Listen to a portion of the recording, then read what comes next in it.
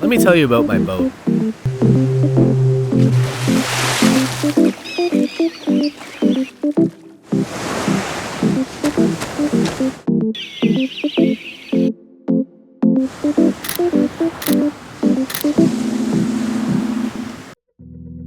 If you're a follower of this channel, you'll know what a big fan I am of the 35mm focal length for all things travel content, specifically an F1.8 35mm lens, which I do believe to be the perfect mix of travel portability and quality and depth of field and just creating the images that have the aesthetic look that I like.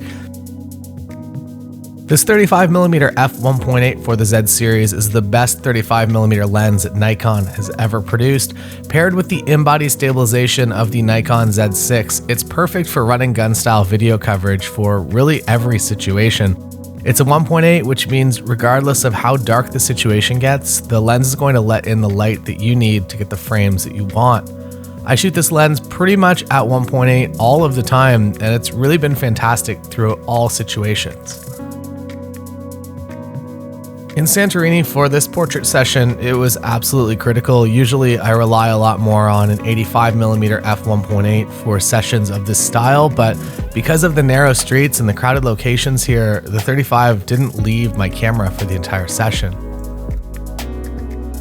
Another thing you'll notice is that I am pretty much whenever possible pointing my camera into the sun, which is because I want to get my couple's faces in the shade so they're in the best light possible. And I'm always doing this wide open at 1.8, and this lens handles it incredibly well. Build quality wise, it has that big focus ring on it, and it just feels nice to use all day. It feels like it's going to be a lens that's going to be in your bag for the next 10, 15, 20 years without any issues at all.